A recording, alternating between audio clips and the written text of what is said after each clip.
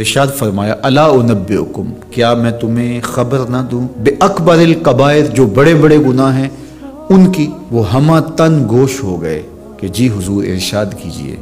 تو آقا کریم نے جو پہلی بات ارشاد فرمائی الاشراک باللہ، اللہ کے ساتھ کسی کو شریک ٹھہرانا ہے، اس کی ذات میں، اس کی صفات میں، اس کے افعال میں کوئی شریک نہیں، وہ وحدہ لا شریک ہے۔ دوسری بات حضور نے جو ارشاد فرمائی وہ ہے وعقوق الوالدین، والدین کی نافرمانی۔ امام فخر الدین رازی نے تفسیر کبیر میں لکھا ہے کہ انسان کے وجود کا سبب حقیقی ذات باری تعالیٰ ہے اور سبب مجازی والدین ہیں۔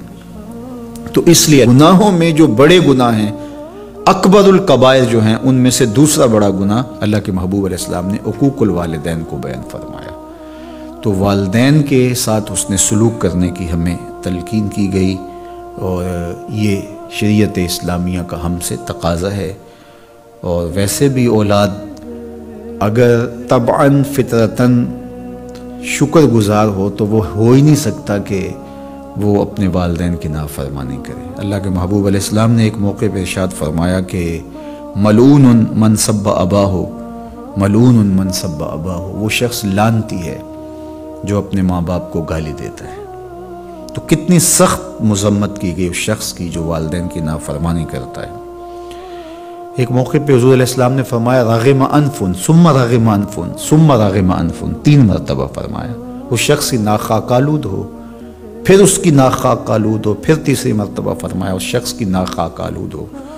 تو قیلا من یا رسول اللہ صلی اللہ علیہ وسلم، عرض کی یا رسول اللہ کس کی ناک خاک آلود ہو؟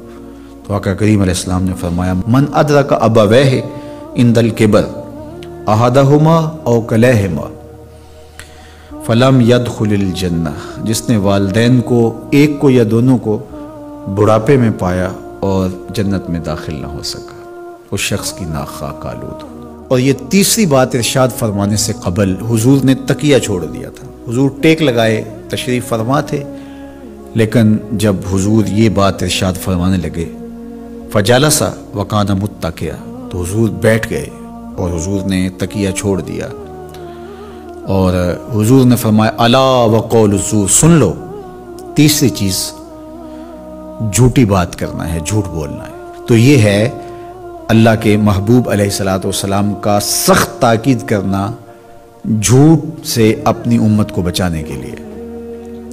اچھا، یہاں ایک بات رک کے یہ سمجھ لیں کہ جھوٹ بہت بری چیز ہے، لیکن شرک اس سے بڑا گناہ ہے۔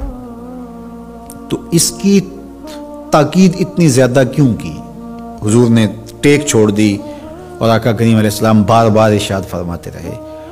تو اس کی وجہ یہ ہے کہ شرک کو بڑا گناہ سارے سمجھتے ہیں۔